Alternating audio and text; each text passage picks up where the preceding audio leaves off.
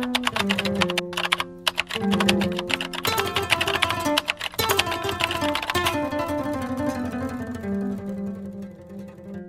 lance mon salut à l'ensemble des élèves ici présents et de leurs enseignants.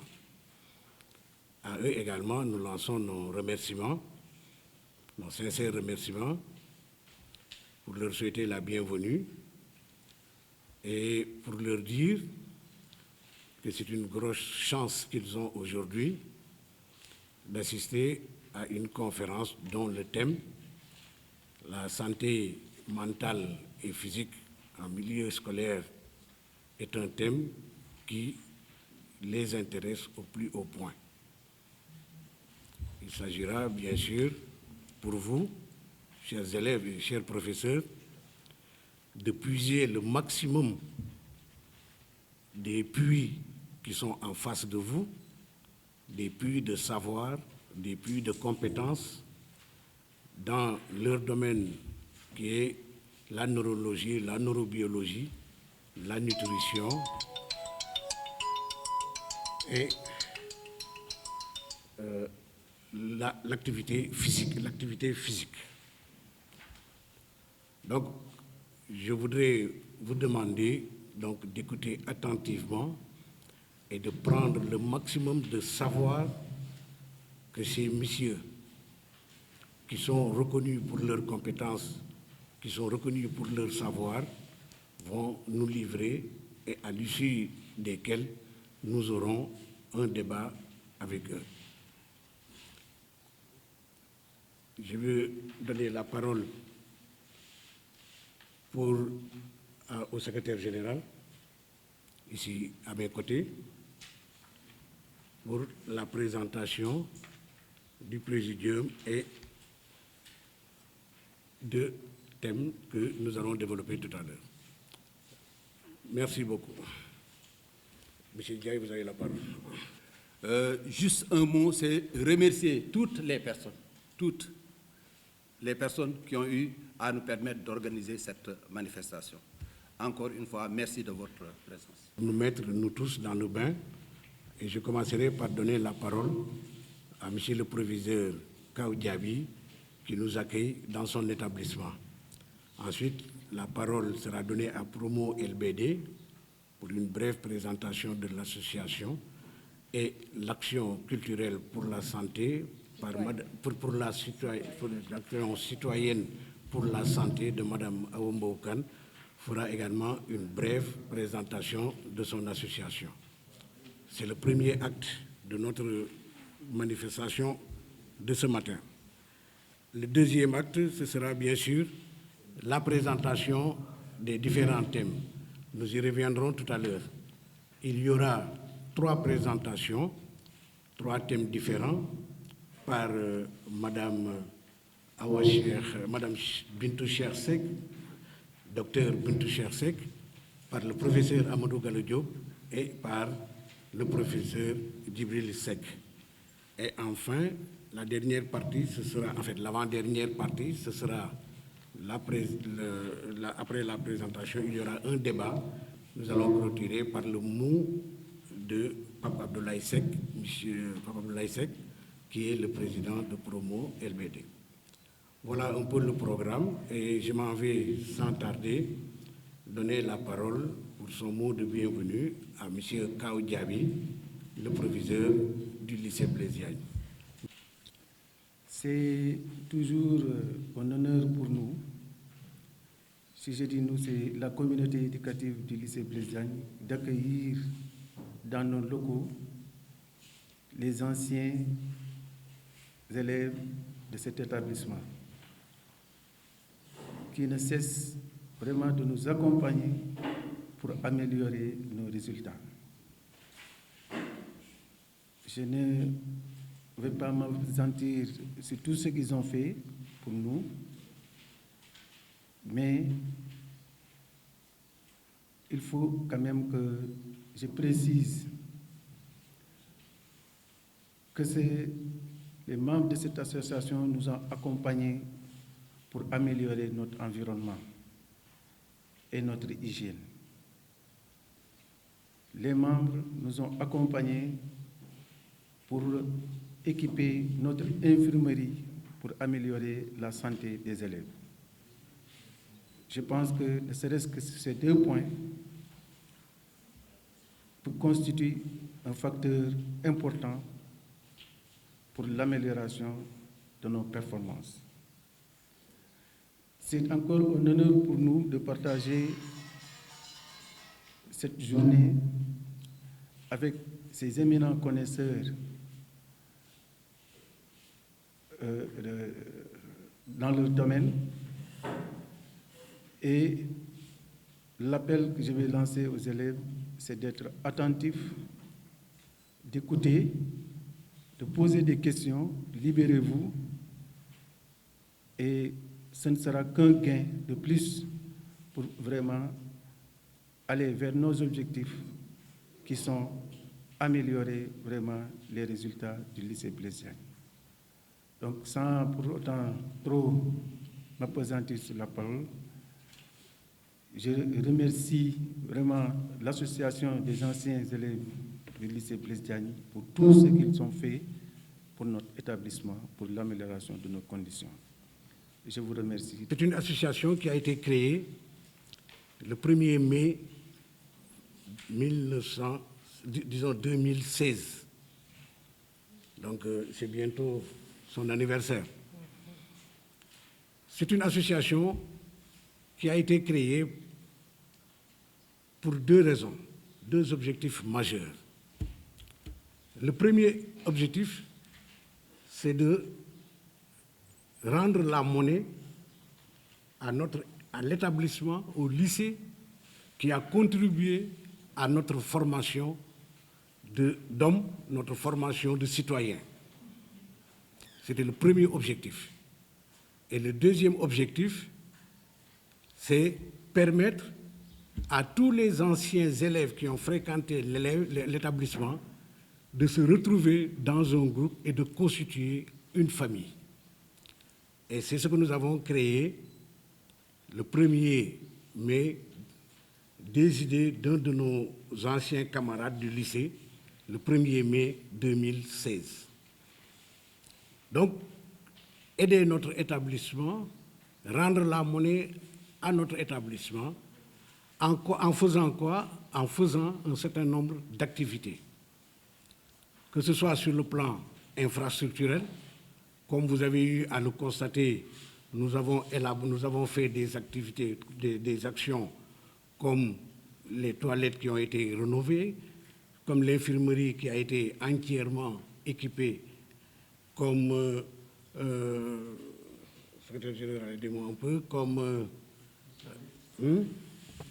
les toilettes, la salle des professeurs, la salle dans laquelle nous sommes ici, et nous avons d'autres projets qui vont venir et qui, avec le temps, nous permettra de rendre notre établissement un établissement où il fera bon de fréquenter. Mais surtout, on ne s'arrête pas au plan infrastructurel, également sur le plan pédagogique. Nous sommes là pour aider notre établissement à redorer le blason. Vous savez, le lycée Blaise Diagne faisait partie d'un des plus grands lycées de Dakar et du Sénégal. Nous voulons que notre lycée reprenne cette place-là. Nous voulons y cultiver l'excellence de ce lycée à qui nous devons énormément de choses. C'est pourquoi nous nous attelons, donc sur le plan infrastructurel et sur le plan pédagogique, à aider notre lycée, à aider le corps enseignant, à aider les élèves. Et la conférence que nous faisons aujourd'hui entre dans ce cadre d'aider les élèves à mieux faire leur apprentissage dans ce lycée qui est et peut également notre lycée. Voilà donc en gros brièvement présenter l'association Promo LBD et c'est une occasion pour nous bien entendu de remercier l'ensemble de nos partenaires qui participent avec nous à ces actions d'excellence, à ces actions pour donner à notre lycée son blason d'antan. Et c'est dans ce cadre que nous avons signé un partenariat avec l'Action citoyenne pour la santé et qui nous vaut aujourd'hui cette assemblée, de cette série de conférences sur la santé mentale et la santé physique dans l'apprentissage en milieu scolaire. Voilà donc brièvement présenté notre association Promo LBD, et vous êtes futurs membres de cette association-là. Nous allons partir et nous vous laisserons la place, continuer, parce que vous êtes dans un établissement à qui vous devez rendre la monnaie. Voilà donc un peu, Madame la Présidente, notre association. Et je voudrais sans tarder vous passer le micro pour une brève présentation de votre association. Merci. Je vous remercie. J'ai tout de suite adhéré à l'idée. En effet, le président de votre association Promo LBD, Pape Abdoulaye Seck, est un promotionnaire puisque nous avons fait nos études ensemble et que nous sommes restés très liés, nos études supérieures, et que nous sommes restés très liés depuis. Donc c'est un frère, un ami que je salue. Je salue également tous les membres de votre association et les félicite et les encourage pour ce qu'ils font. Monsieur le proviseur, il est essentiel que les élèves soient mis dans des conditions d'apprentissage qui soient les plus favorables possibles. Et c'est l'objet aujourd'hui de notre intervention, puisque notre association, Action citoyenne pour la santé, a pour but de promouvoir l'éducation à la santé des populations, entre autres, de prévenir les maladies dites non transmissibles par l'éducation à la santé des enfants, de prévenir les addictions, de sensibiliser les populations sur les effets bénéfiques de la pratique régulière d'activité physique, de développer chez les membres de l'association le sens de la vie communautaire par une expérience sur le terrain, entre autres choses. Et cette association, nous l'avons mise sur pied en 2014. Nous avons animé des conférences, notamment avec les inspecteurs d'académie, sur l'hygiène de vie cérébrale et somatique et les performances scolaires. C'était à Yavuz Selim.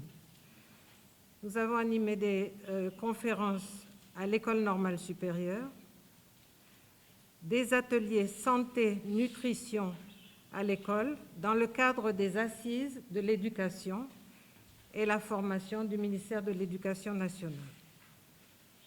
L'organisation de caravanes médicales de traitement et de prévention en collaboration avec la mairie de la zone B a fait partie de nos réalisations, ainsi que des caravanes à Nimzat Allah, qui se trouve dans la région de Saint-Louis, à côté de Diama. La présidente que vous voyez ici, la présidente a été primée par le prix All Africa du leadership féminin, catégorie S Inspire, lors de la Journée internationale de la femme en 2017, en tant que présidente d'Action citoyenne pour la santé. Alors, je voudrais saluer tous les élèves ici présents et ceux qui nous suivent à distance, qui nous suivront à distance, et remercier encore une fois les autorités du lycée, mais surtout Promo LBD pour cette invitation. J'aurai l'occasion de présenter nos intervenants, qui sont le docteur Bintou Chersek, le professeur Amadou Gallo Diop et le professeur Djibril Seck. Je ferai une brève présentation de leur biographie avant chacune de leurs interventions. Ils sont ici pour le compte d'ACS. Je vous remercie. À distance, nous suivrons à distance. Et remercier encore une fois les autorités du lycée, mais surtout Promo LBD pour cette invitation. J'aurai l'occasion de présenter nos intervenants, qui sont le docteur Bintou Chersek, le professeur Amadou Gallo Diop et le professeur Djibril Seck. Le format que nous utilisons, on avait prévu avant de faire une activité hybride. Une activité hybride, c'est-à-dire en présence d'élèves et de professeurs, mais également en vidéoconférence. Mais nous avons rencontré quelques difficultés sur le plan technologique. C'est pourquoi finalement nous avons opté de faire une activité essentiellement présentielle, mais avec un film qui sera mis à la disposition de la chaîne YouTube de Promo LBD et qui sera également distribué à l'ensemble des élèves de cet établissement et à l'ensemble de tout individu qui serait intéressé également par les thèmes que nous développons aujourd'hui. C'est pourquoi vous avez devant vous ces messieurs à qui également nous remercions d'être là et nous comptons beaucoup sur eux pour que notre film-là soit en fait un film qui va dépasser de très loin le cadre de promo de ACS et du lycée Blaise Diagne et qui va intéresser pratiquement tout le pays et tout le Sénégal. Juste, c'est la direction nationale de la radio-télévision scolaire que nous remercions beaucoup. Avant de commencer, je voudrais demander de mettre vos téléphones sous silence. Ah, vous avez vu, mon téléphone a sonné 2 fois. Donc, vous mettez vos téléphones pour ne pas avoir à gâcher notre film. Bien. Alors, nous allons entrer dans le vif du sujet et il y aura 3 conférences qui vont être données tout de suite. Le premier, ce sera le professeur Amadou Gallo Diop. D'accord. Et le deuxième, ce sera Bintou Chersek. Et le troisième, ce sera Djibril Seck. Je vais donner la parole à Madame la Présidente pour faire une présentation rapide du premier intervenant, qui est le professeur Amadou Gallo Diop. Je voudrais aussi, avant de démarrer, résumer simplement qui est notre présidente, le Dr Awa Mbow Kane. Généreusement, elle va nous présenter, mais rien n'était prévu pour qu'elle le soit elle-même. C'est une personne qui doit vous inspirer, notamment vous, les jeunes filles. Elle est docteur en médecine, spécialisée en endocrinologie, c'est-à-dire tout ce qui touche aux hormones et en diabète. Elle est fondatrice et présidente de la clinique Medican. Elle organise et s'engage chaque année dans des activités bénévoles et philanthropes. Rien n'est envisageable si nous ne prenons pas en compte la santé constante de l'ensemble du corps, mais particulièrement de notre système nerveux dont tous les animaux, tous les êtres vivants disposent. Okay? Des reptiles aux chiens, aux singes, jusqu'à nous, nous avons tous un système nerveux. Ça fait partie de votre programme de SVT. Et c'est chez l'homme qu'on va trouver le cerveau le mieux élaboré, okay? Qui est cette grosse masse graisseuse surtout, mais qui est fondamentale, qui contrôle toute notre vie. Il ne pèse pas très lourd, 1 kilo et quelques, entre 2 à 5% de notre poids. Et malgré cette proportion très faible dans la composition de l'organisme, il capte 20% de l'énergie que nous respirons ou que nous ingérons. Et partout où va de l'oxygène ou du sucre, c'est parce qu'il y a énormément de travail. Et le cerveau travaille tout le temps.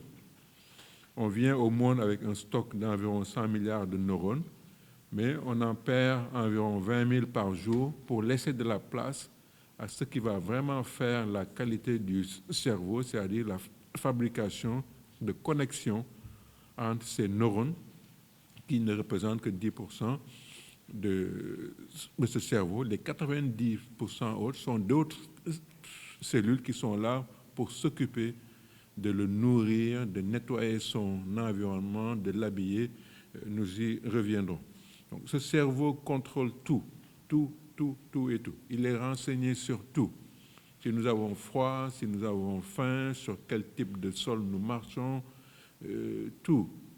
Il contrôle notre vue, la respiration, la digestion, notre mobilité, ce que nous ressentons à travers plusieurs nerfs qui sont dans la tête et dans le corps. Donc, il est fondamental, il est essentiel à la vie. Donc, ça veut dire que nous devons en prendre charge de manière absolument disciplinée et structurée pour qu'il puisse nous donner la quintessence de tous les pouvoirs et toutes les facultés qui sont logées en lui. Alors, voilà à quoi ressemble un neurone.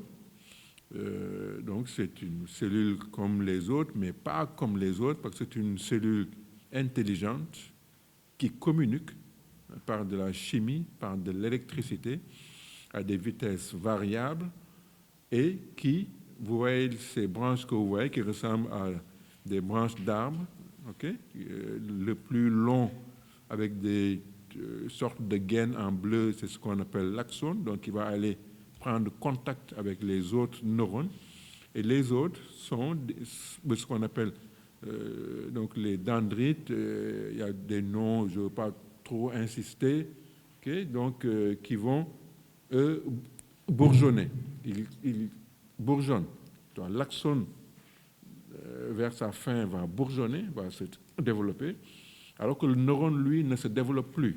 Dès qu'il a fini d'être neurone, il ne se développe plus, mais ces branches bourgeonnent. Plus on apprend des choses, plus il bourgeonne, plus il a de contact avec les autres neurones. Donc, le cerveau est d'excellente qualité, non pas par le nombre de neurones, c'est important d'en avoir un nombre, mais par la richesse des contacts. Un neurone peut aller jusqu'à avoir 12 000 contacts avec ses voisins. Alors, il faut, pour que ça bourgeonne, non seulement bien dormir, okay, parce que la vitesse du bourgeonnement est fulgurante au moment où on dort, la nuit, mais il faut qu'il y ait un bon apport nutritionnel. Okay? C'est comme des briques qui doivent être mises en place les unes avec les autres, et c'est là où le docteur Bintou Seck va vous dire ce qu'il faut faire en matière d'alimentation pour que ces protéines soient là, que vous appreniez, que le neurone bourgeonne, crée des contacts avec les autres neurones pour que vous puissiez mémoriser durablement ce que vous avez appris. Les gaines bleues, c'est des lipides, okay? C'est la myéline, donc dérivée des substances grasses qu'on ingère, mais en quantité raisonnable, elle reviendra là-dessus. Et tout ceci se construit en termes d'apports alimentaires. Donc il faut que très tôt, on puisse bien manger, dormir suffisamment et faire du sport. On va vous montrer qu'en faisant du sport de manière régulière, vous participez non seulement à l'hygiène de votre corps pour prévenir les maladies dont le docteur Aombokan vient de vous citer pour certaines d'entre elles, mais aussi joue un rôle fondamental dans ce bourgeonnement, dans la santé du cerveau, dans les contacts et dans la qualité du sommeil, de la mémoire et de l'intelligence. Et ça, c'est très tôt. Très tôt. La première décennie de vie est fondamentale.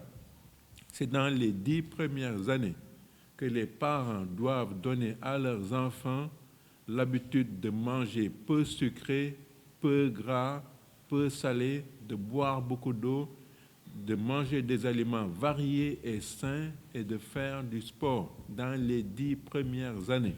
On peut aller jusqu'à 15 ans, c'est parce que dans les 15 premières années, entre les 10, la vitesse de développement du cerveau est fulgurante. Il faut manger régulièrement et il ne faut surtout jamais aller à l'école sans avoir pris un déjeuner. Moi, je n'aime pas le terme de petit déjeuner. Il n'y a que les Français et les anciennes colonies qui parlent de petit déjeuner. Dans le monde rural, on parle de ndeki. Et en discutant avec le professeur Djibril Seck, on est sauté sur le lien entre ndeki et deki.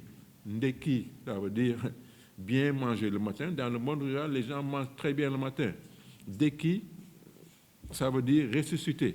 OK? Donc, dans notre culture, kundeki, deki. Oh, donc, c'est comme, quand on dort, c'est comme une sorte de mort. Et en mangeant très bien le matin, on revient à la vie de manière puissante. Ne pas laisser un enfant aller à l'école sans bien manger le matin doit être un combat citoyen. Il faut que nous nous débrouillions pour que les enfants de ce pays mangent très bien le matin avant d'aller à l'école. C'est fondamental. Et mangent bien et ne mangent pas n'importe quoi. Le docteur Bintou Seck reviendra sur ça. Sinon, on va gâcher tous nos acquis liés à une activité physique régulière, à de la mobilité et à un environnement sain par la consommation de ces fast-foods et autres boissons commerciales sucrées qui sont en train de nous déstructurer et nous amener vers la maladie dont le docteur Aoumbo Kane parle. Et en prenant les mauvaises habitudes dans l'enfance, voilà ce à quoi ça conduit: des surpoids chez les hommes et chez les femmes, et qui vont nous mener vers l'accumulation de ce qu'on appelle les facteurs de risque. Okay? Et on voit de plus en plus de personnes jeunes souffrir d'hypertension, d'obésité, d'hypercholestérolémie. On a besoin de cholestérol, mais à un certain niveau. Si en plus on se met à fumer, à boire de l'alcool, en ne bougeant pas, en étant planté dans un fauteuil devant des écrans, que ce soit télévisuels et autres, on court directement vers l'accident vasculaire cérébral. Il y en a de plus en plus dans le service de neurologie que je dirige à l'hôpital Fann. Il y a de plus en plus de personnes jeunes. Il y a de plus en plus de personnes jeunes qui font des cancers, qui font des insuffisances rénales. Toutes les maladies chroniques ont vu leur âge de survenue baisser parce que très tôt, les gens ont pris de mauvaises habitudes. Voilà le premier groupe de messages. Le deuxième groupe de messages a trait à l'importance d'organiser ces journées. Okay? C'est 3 fois 8. 8 heures de travail, 8 heures d'activités ludiques ou sportives et autres, ou sociales, etc. Et 8 heures de repos. 8 heures de repos. C'est comme ça qu'une journée doit être structurée.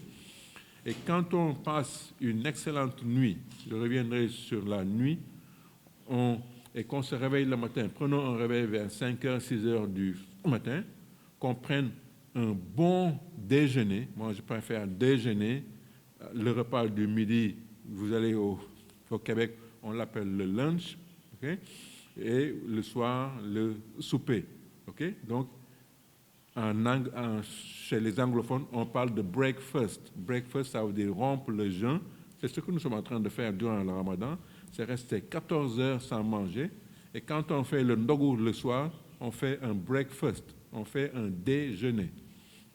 Bien manger le matin, aller à l'école, et les premières heures de la matinée sont les heures top pour, et là c'est un message vers l'éducation nationale, nous l'avions dit devant le ministre Serine Mbaye Thiam aux inspecteurs d'académie, il faut qu'on revisite la programmation des enseignements et que les choses les plus compliquées soient calées dans les matinées.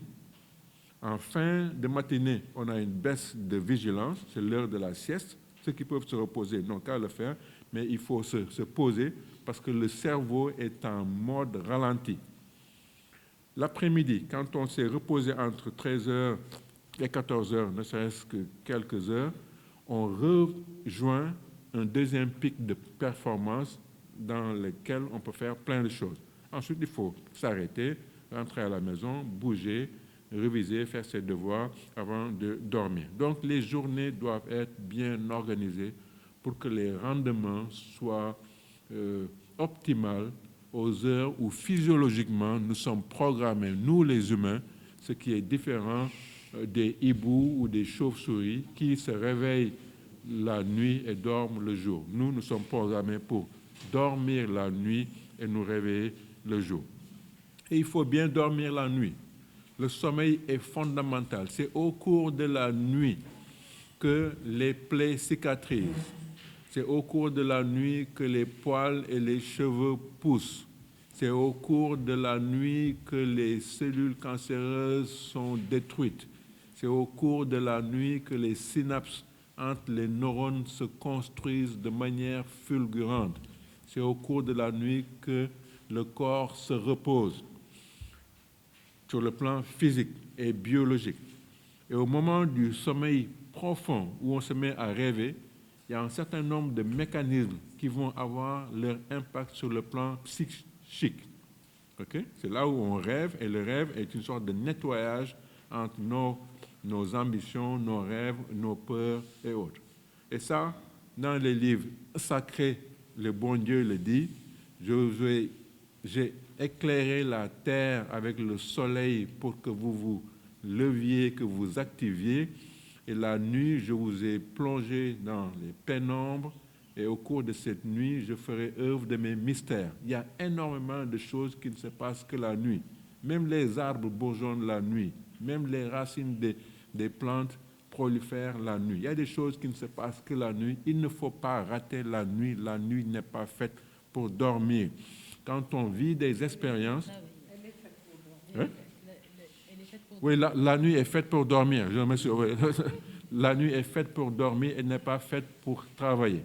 Okay? Donc l'enfant qui vient de naître constitue des réseaux neuronaux puissants. Okay? Quand il dort, les enfants peuvent dormir 20 heures sur 24. Et durant ce sommeil, ils créent des synapses. Et voilà ce qui se passe. Okay? Donc de la naissance à 3 mois, de 3 à 6, de 6 à 15, avec le même nombre de neurones, mais qui diminue en plus, vous voyez que le cerveau devient plus dense, non pas parce qu'il y a plus de neurones, non, les neurones n'augmentent pas en nombre, mais c'est parce qu'ils créent des connexions entre eux. On peut le voir au niveau des IRM et des scanners du cerveau. Donc c'est en dormant qu'on mémorise ce qu'on a appris dans la journée. Il ne faut pas rater la nuit. La plupart des élèves qui échouent, je vous montrerai une courbe, c'est des élèves qui révisent ou font des veillées nocturnes. C'est très, très mauvais. Chacun finit par savoir le nombre d'heures dont il a besoin pour se sentir reposé et pour être en bonne forme physique et mentale et bien aborder ses études. Il est prouvé que la majorité des enfants qui redoublent, qui échouent aux examens ou qui sont en retard, sont des enfants, vous voyez la courbe à l'extrême gauche et en rouge, ce sont des enfants qui dorment moins d'heures que ce dont ils ont besoin. Vous avez l'âge où vous devez dormir au moins 7 heures de temps.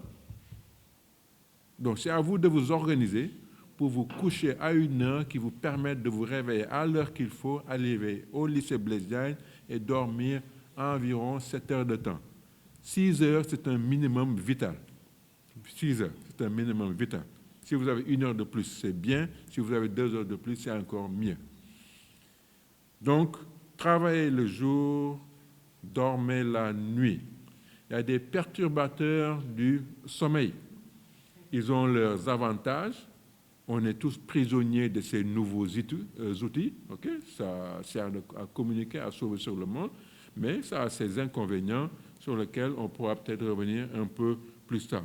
On en abuse trop. Quel que soit l'endroit, le moyen, on trouve les moyens d'être au téléphone tout le temps. Ce n'est pas bon. On est trop exposé aux écrans. On y passe trop de temps inutile à regarder des choses inutiles. Beaucoup de gens dans le monde, au cours d'une minute, passent énormément de temps. 1 million, en une minute, je vous dis, à travers le monde, il y a 1 million de personnes au moins qui sont sur Facebook. Il y en a 2 millions qui sont sur Google. Il y en a 41 millions qui sont sur WhatsApp en une minute. Une minute. Voilà ce qui se passe dans le monde. Résultat des courses, on va se retrouver dans des situations comme celle-ci, je reviendrai avant, où sur le chemin de l'école, regardez les bus qui amènent les enfants dans les écoles, pour ceux qui en ont.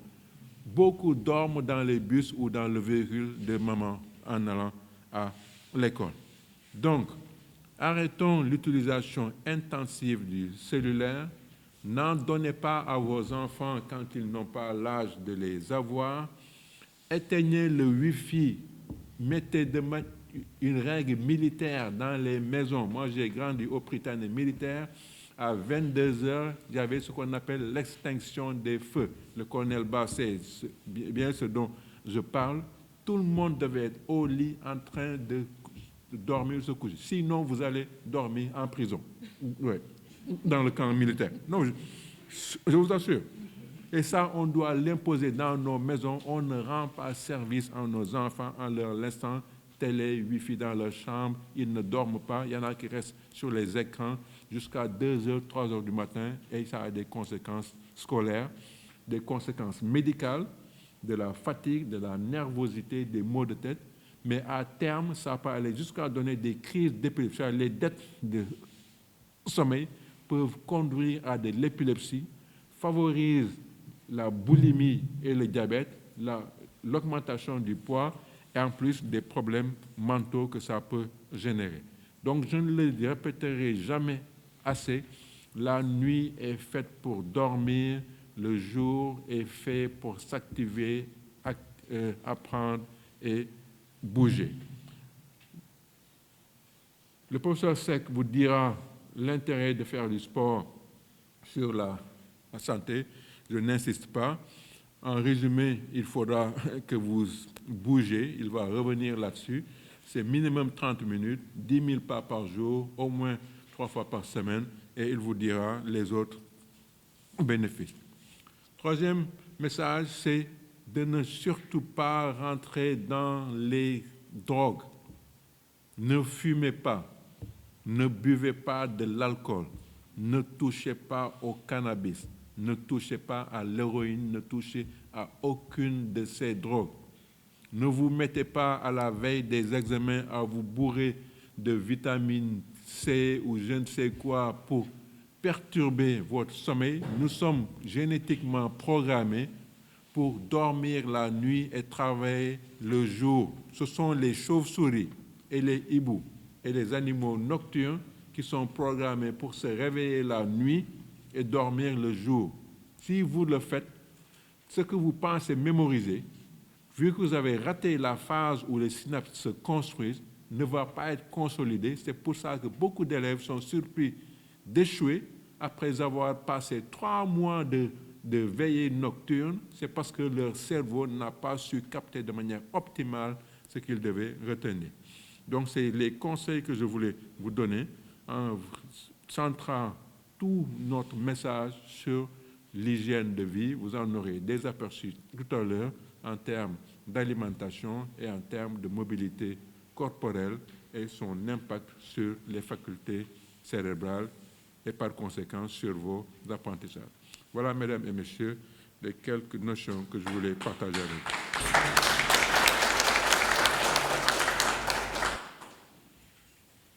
Merci, professeur Gallo, toujours aussi brillant. Retenez bien les enseignements qu'il donne parce que c'est absolument important. Et maintenant, je vais vous présenter le docteur Bintou Chersey. Elle est titulaire d'un bachelor en diététique, un master et un PhD, donc doctorat en nutrition de l'Université du Maryland aux États-Unis. Elle y a enseigné 2 ans dans cette même université, la nutrition dans la faculté d'agriculture. Elle a travaillé dans un think tank et fait de la recherche stratégique, recherche des meilleures pratiques en matière de santé pour les hôpitaux. Elle est rentrée des États-Unis au Sénégal en 2009, après 25 ans d'absence, et là, elle a fondé le cabinet diététique Nutridéal en 2011, où elle prend en charge les troubles liés à l'alimentation. Remarquable dans son domaine, elle conseille de nombreuses entreprises, et notamment la Sonatel, la BCAO nationale et la BCAO agence en matière de nutrition. Elle enseigne également la diététique appliquée à l'université Gaston Berger dans le master en nutrition alimentation. Elle anime des causeries de sensibilisation sur divers thèmes de l'alimentation tout au long de l'année. Et vous la retrouvez dans une chronique hebdomadaire dont elle est l'auteur à Sud FM. La chronique s'intitule Sud Nutrition, c'est elle.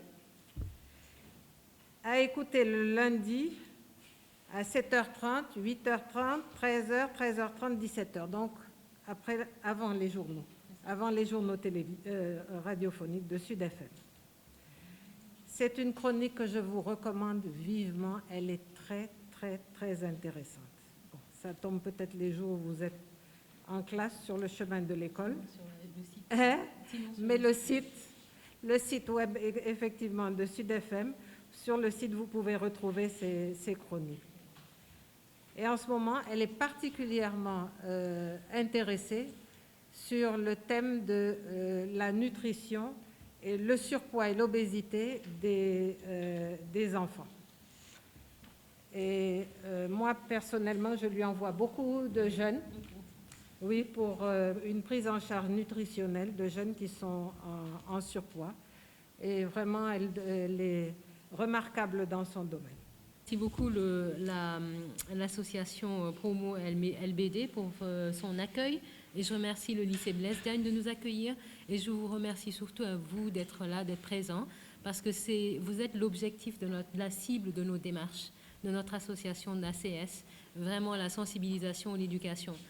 Et je trouve que le professeur Gallo Diop et Dr Awa Maokan ont très bien introduit, campé l'importance de l'alimentation dans la vie. Donc je ne vais pas trop insister là-dessus, mais on sait que manger, c'est quand même l'essentiel. On ne vivrait pas si on ne mangeait pas. Mais manger, c'est aussi la qualité de ce qu'on mange est aussi extrêmement importante.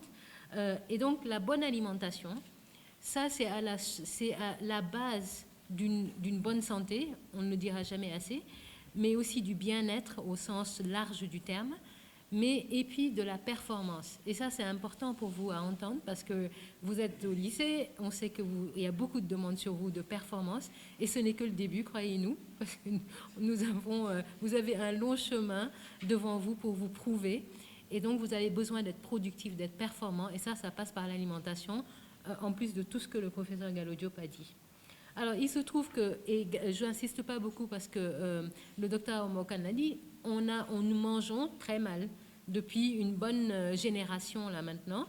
On a remarqué que, et c'est dans le monde entier, hein, c'est pas seulement ici au Sénégal, c'est en Afrique en général et dans le monde, qu'on mange beaucoup plus sucré qu'avant, beaucoup plus de graisse, beaucoup plus de sel et d'ingrédients salés et beaucoup d'aliments industriels, les aliments transformés, c'est-à-dire les aliments que vous allez acheter au supermarché, à la supérette, à la boutique. Et à l'inverse, nous mangeons beaucoup moins de légumes, très peu de légumes en fait d'ailleurs au Sénégal, beaucoup moins de fruits qu'avant, parce qu'on néglige nos fruits locaux notamment. Les aliments locaux en général, on les néglige, c'est même à la limite pas cool d'en manger. Et puis, nous sommes de plus en plus sédentaires. C'est pas seulement que nous ne faisons pas de sport, mais nous sommes assis. La plupart du temps, nos activités sont des activités qui ne nous demandent pas de bouger. Et tout ça, cette mauvaise alimentation, ça a des conséquences sur la performance. Donc non seulement sur la santé, on l'a vu, mais sur la performance, c'est-à-dire baisse de productivité, la baisse de performance en mathématiques, en sciences et lecture chez les enfants, et spécifiquement chez les enfants qui mangent des fast-foods 3 fois par semaine ou plus. Alors, je le dis à tous ceux d'entre vous qui mangent des hamburgers, c'est ça, les fast-foods, les shawarma, les pizzas, etc., tous les jours, et j'en connais qui en mangent tous les jours, eh bien, ça entraîne une baisse de performance scolaire. Et c'est prouvé scientifiquement. Alors, la malbouffe ou la mauvaise alimentation en général, ça peut aussi entraîner la fatigue, la somnolence, l'irritabilité. Il suffit de voir un petit peu après un hamburger bien chargé, une demi-heure à 1 heure après, on n'a qu'une envie, c'est d'aller dormir. Ou après un plat gras comme le tchéboujen, à l'après-midi, on n'a qu'une envie, c'est de faire la sieste. Et ça, c'est pour des raisons physiologiques qu'on comprend. Donc, baisse de concentration et de mémoire aussi, quand on mange mal. Hausse des jours de maladie, on le voit chez les professionnels, mais aussi un peu moins chez les plus jeunes. Et puis même la baisse du moral. Professeur Gallo-Diop l'a dit, ce que nous mangeons affecte notre cerveau et affecte notre gestion des émotions, et donc notre morale. Donc c'est important de bien manger. Alors, je n'insiste pas beaucoup là-dessus, puisqu'on l'a déjà dit, qu'il y a des conséquences sanitaires au mal manger, qui sont les maladies non transmissibles qu'on a citées. Alors, la solution à tout ça, c'est qu'il faut manger équilibré. Et tout à l'heure, professeur Gallo-Diop a dit, il faut commencer très tôt. Parce qu'en fait, presque toutes les maladies chroniques qu'on cite, qu'on connaît, commencent à s'installer très tôt dans notre vie, très jeunes. Parce que ce sont des maladies qui mettent des dizaines d'années à se manifester. Et donc, c'est bien maintenant, vous êtes tous concernés. Même les enfants, les bébés sont concernés. Et aujourd'hui, il y a des études scientifiques qui montrent même que la nutrition, l'alimentation des grands-parents d'un fœtus ont un impact sur ce fœtus. C'est pour vous dire. Donc, l'alimentation de la mère a un impact, l'alimentation de ses parents à elle avait un impact, l'alimentation ensuite de cet enfant, très tôt, nourrisson, a un impact sur sa vie future et sur sa santé future. Donc, il faut vous sentir très concerné. Donc, manger équilibré, pour toutes les raisons dont on a parlé, bon fonctionnement de l'organisme, la croissance, performance, prévention des maladies chroniques, bien vieillir, vivre longtemps, j'aurais dû mettre ça en premier, et bien vieillir. Parce que c'est bien de vivre longtemps, mais il faut vivre longtemps en bonne santé. Alors, je vous donne la définition de manger équilibré. Je suis sûre que vous avez entendu ce terme souvent. Mais en gros, manger équilibré, c'est manger toutes les familles d'aliments indispensables.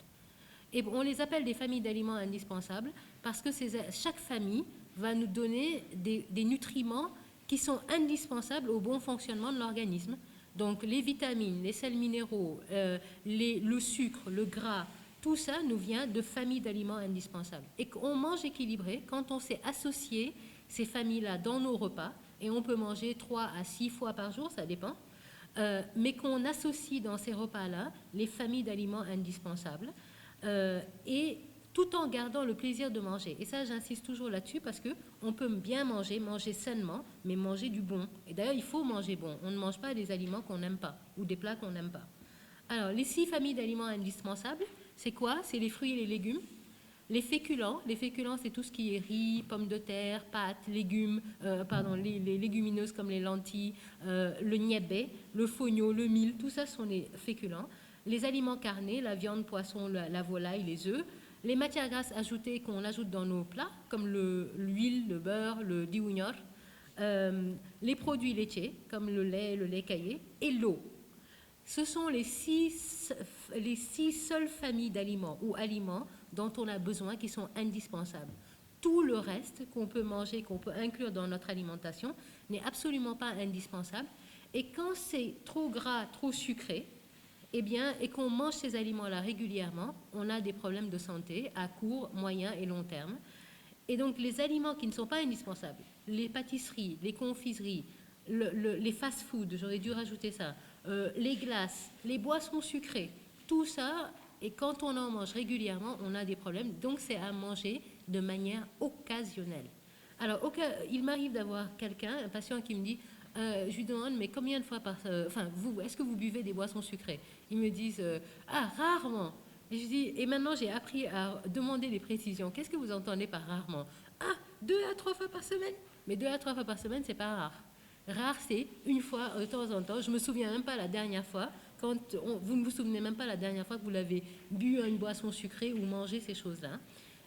Et là, c'est ce qui est recommandé en tout cas. Alors, je vais vous donner la composition des repas qui associe les familles d'aliments indispensables. Donc, on commence par le petit déjeuner ou le déjeuner. Et le déjeuner, et c'est vrai, il a raison. Et pour qu'il soit équilibré, il doit y avoir à peu près 5 composantes. La première étant la boisson chaude. Donc, en fait, c'est de l'eau, que ce soit du café, du thé, du quinquilibre. C'est à vous de voir. L'essentiel, c'est que cette boisson chaude soit très peu sucrée. 1 morceau, 2 morceaux de sucre maximum. Pas sucré, c'est mieux. La deuxième composante, c'est un produit céréalier, une céréale.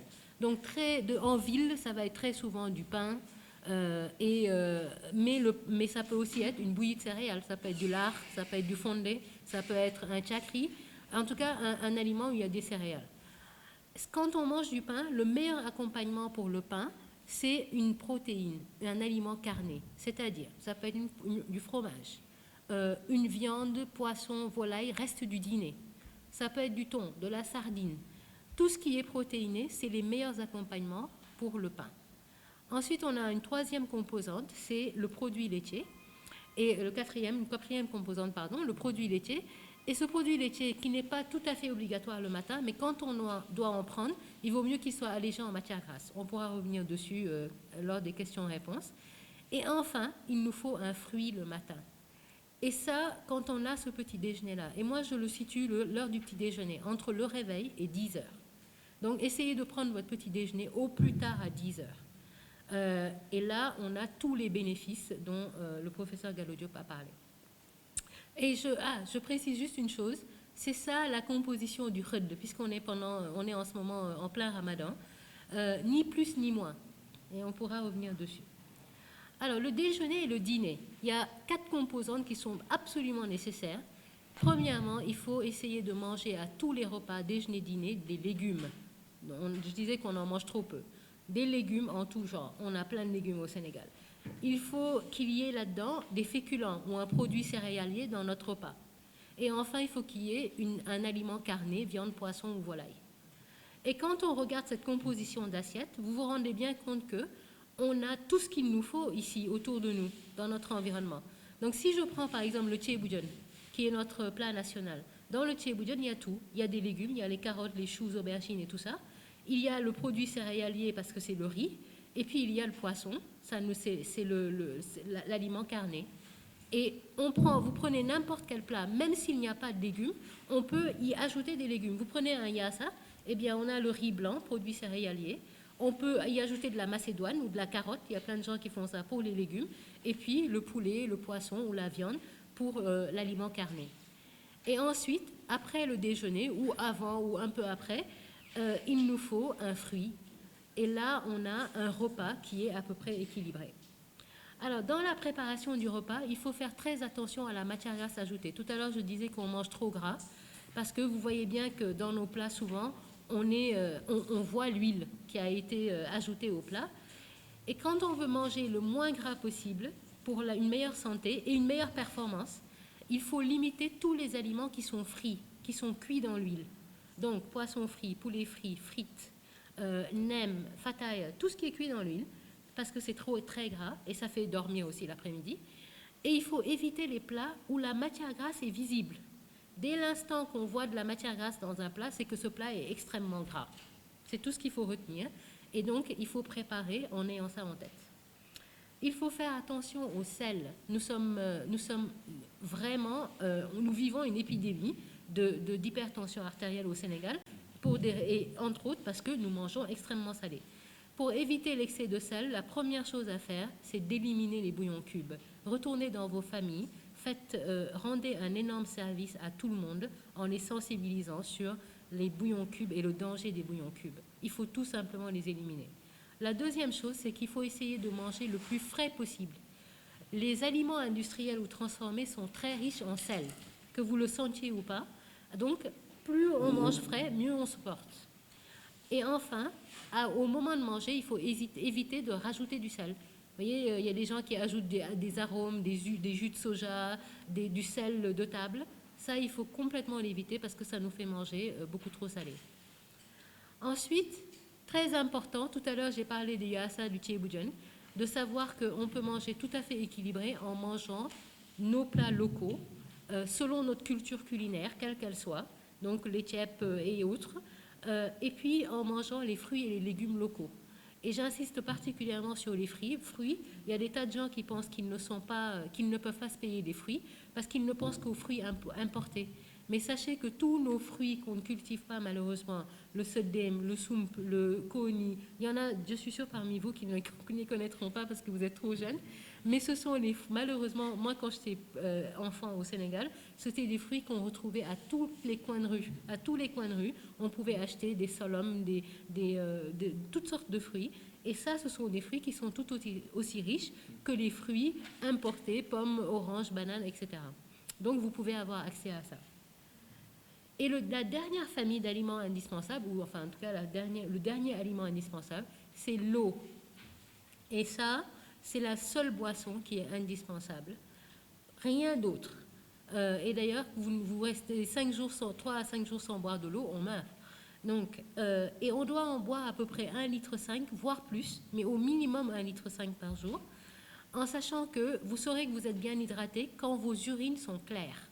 C'est le meilleur. J'ai trouvé que c'était la meilleure formule.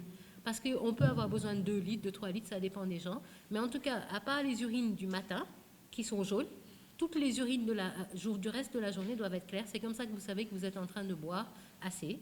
Et toutes les boissons sucrées, comme on l'a dit, à boire très occasionnellement, ça ne peut pas remplacer l'eau.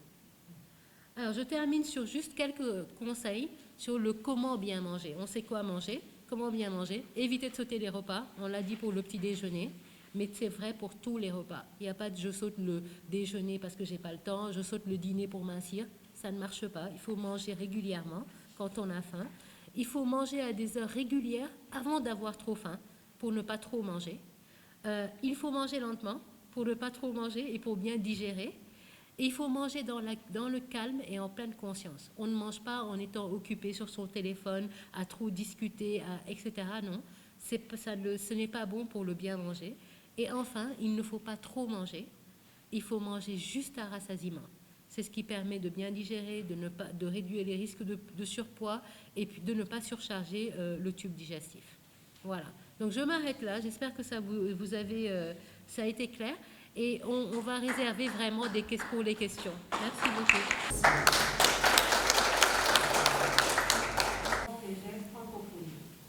Monsieur Seck est actuellement le directeur du laboratoire en staff JL de physique et du sport, jeunesse et loisirs. Il est chevalier de l'Ordre de Lyon et a eu une distinction de la Fédération internationale de l'éducation physique et sport. Monsieur Djibril-Seck a accepté de remplacer au pied levé le professeur moniteur actuel de l'INSEP. Nous vous en remercions. Merci. L'association des anciens du lycée Blaise Diagne, les élèves, M. Kao Diaby, qui vient de chez nous, de l'INSEPS, et je me réjouis, moi, d'être dans cette chaîne de valeur.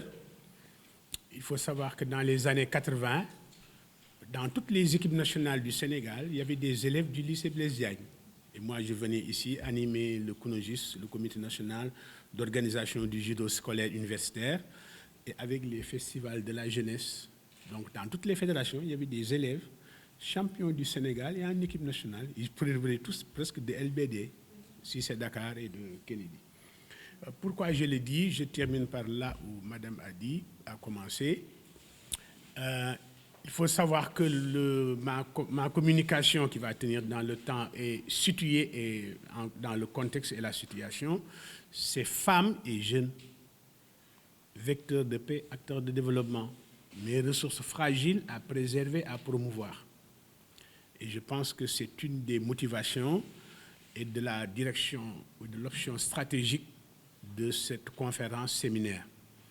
Plus de 70% de la population, c'est des jeunes de moins de 35 ans. Les 18 ans à 24 ans, plus de 50%, et les femmes aussi un peu plus de 50%. Et vous tous, vous êtes des digital natives, vous êtes nés autour de 2000. Et entre 2000 et 2013, ou 2003, nous avons, le professeur Gallo vient de le dire, reçu en information, entre 2003, le monde a reçu en information plus qu'elle n'a reçu depuis la création de l'humanité. C'est ce qui fait que maintenant, on vous donne une information en 2 heures de temps, c'est presque si c'était au Moyen-Âge. Nous, on le voit, quand nous commençons à introduire nos cours de 2 heures à l'université, à la fin, sur les questions à se poser, les élèves ont déjà oublié presque l'essentiel parce qu'ils sont saturés d'informations. On appelle ça maintenant l'infobésité. Et que donc, ça ne va pas être des cours magistraux aujourd'hui. Nous allons partager des ressources pour les 5 compétences. Au Sénégal, le sport, c'est pour la vie. Dans les années 60, le Sénégal était le seul pays au monde, ou l'un des rares, à avoir mis dans un même ministère, le ministère de la Culture, où était le président Amadou Mokhtar Mbow, votre papa, le sport, la culture, l'éducation et l'économie en partie. Les ASCE, Associations sportives, culturelles, économiques. C'est ainsi que le Sénégal a occupé le premier poste de secrétariat général de l'UNESCO, donc M. Amadou Mokhtar Mbow, que nous rendons aussi hommage et en retour à la première année au pôle de Diamniadio qui fait de l'innovation, nous aurons la première faculté qui fait le PACMES, la première année commune des études de médecine et de sport. C'est comme ça qu'un pays met en valeur ses ressources. Et que donc, c'est très important que vous puissiez mettre tout ça en cohérence. Pour 5 savoirs, aujourd'hui nous allons partager des savoirs, des savoir-faire, des savoir-être. Mais comme je viens de vous dire, dans votre projet personnel, professionnel, des savoirs entreprendre et devenir. Il va falloir que vous puissiez garder votre corps sain pour les enjeux personnels et les enjeux de nos sociétés. C'est ainsi que la santé n'est pas seulement un état complet de bien-être physique, mental et social, mais aussi économique et dépasse l'absence de maladie. L'urbanisation, c'est-à-dire habiter les villes, la télévision, les ordinateurs, manger trop gras, trop sucré, font que nos enfants sont moins actifs que les générations anciennes. Donc vous, si vous ne faites pas attention, vous serez en moins bonne condition physique que nous. Je vous en donne un exemple. Si vous allez au village, si on vous dit, mais c'est à côté, c'est au moins 5 km. Certainement, vous l'avez déjà vécu. On dit, ce n'est pas la peine d'attendre, c'est à côté, c'est 5 km. C'est le rayon d'action de l'homme. 1 mètre, c'est le pas moyen d'un homme. 30 minutes de marche, ça fait 10 km. C'est aller-retour pour aller faire la chasse, la pêche, la cueillette, aller chercher l'eau et aller au champ. Donc, bouger est une obligation, ce n'est même pas une faveur pour rester en bonne santé. Alors, on ne va pas être très redondant. Toutes les conséquences de l'inactivité, bouger moins ou ne pas bouger, manger trop gras, trop salé, trop sucré, ne pas dormir assez, personne ne peut y résister. Donc, il faut éviter les excès d'aliments, la sédentarité, leurs conséquences, les maladies cardiovasculaires, tout ce qu'on a dit. Maladies chroniques non transmissibles, ça veut dire réversibles par le comportement. On peut s'en méfier seulement par le comportement. Et l'hygiène, qui consistait à la diéta, l'art d'être raisonnable sur les rations, c'est de dire tout ce qui va dans mon ventre, je prends le temps de le regarder par mes yeux, de l'analyser et de le mettre. C'est pourquoi on dit l'homme n'a pas creusé sa tombe avec une pelle plus grosse et plus rapide que ses dents. Donc faites attention à ce que vous mangez. Là, vous passez de gourmand à gourmet. On le disait. L'activité physique, c'est tout mouvement que vous faites. Donc tout doit être prétexte à bouger.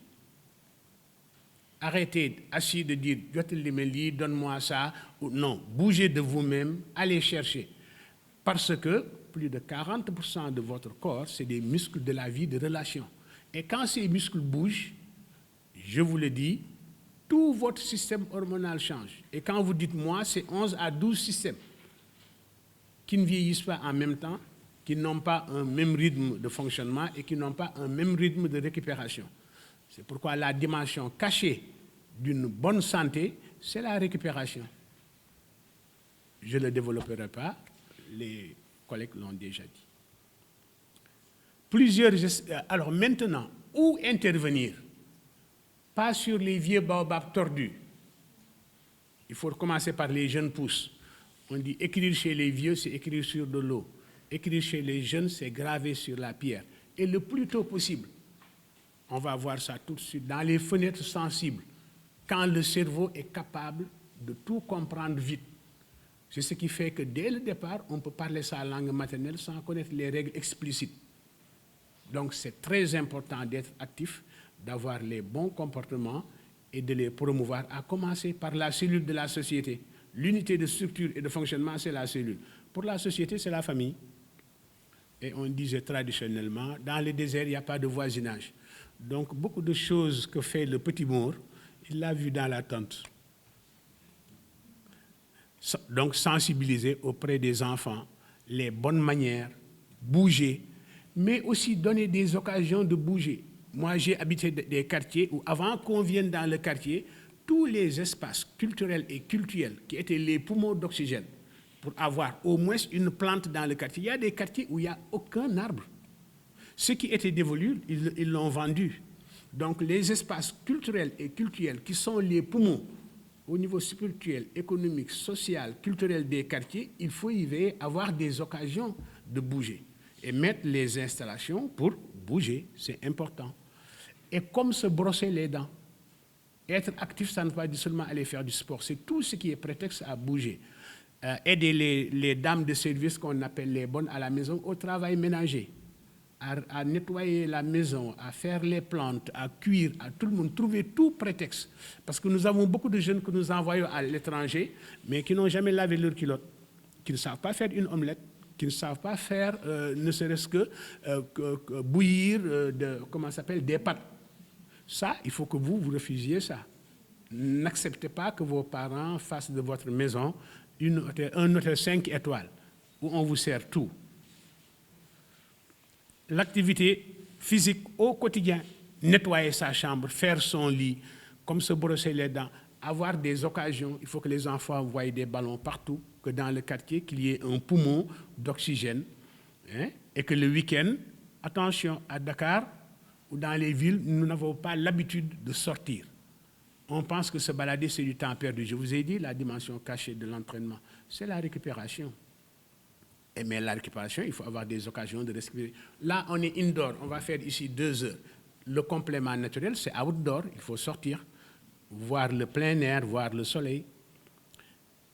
Et les bienfaits du sport et de l'activité physique sur tous les systèmes, quand vous dites moi, c'est 11 à 12 systèmes qu'il faut stimuler, qu'il faut entretenir, qu'il faut soigner. C'est pourquoi c'est important d'avoir un patrimoine génétique, c'est 15-20%, mais être éduqué, avoir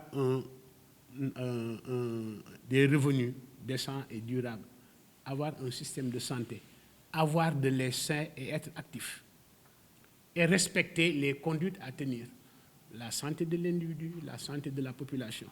La santé objective, chaque année, aller faire son bilan. On le verra, être sportif de haut niveau ne veut pas dire être en bonne santé. Et la santé subjective, ce qu'on sent.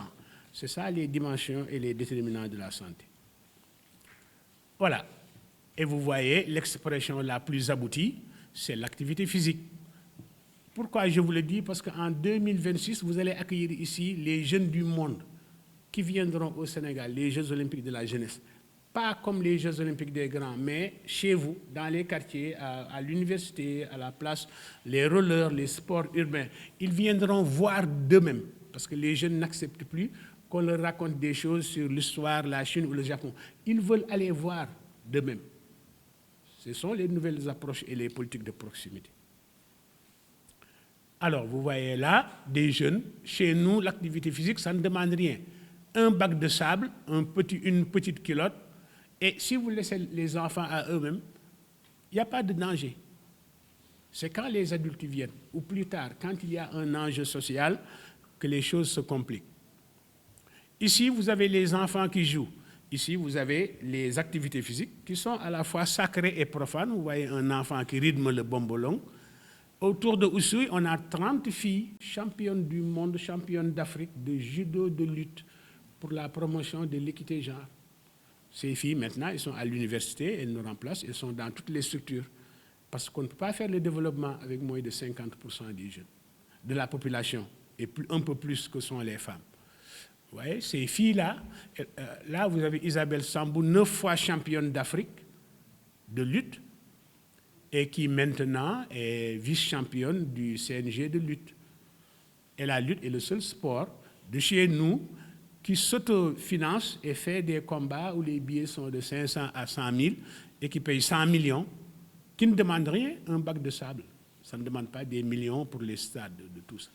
Vous voyez tout ce que le sport permet de développer, les collègues l'ont déjà dit avant, au niveau de la tête, au niveau du corps, au niveau du muscle, mais aussi au niveau social.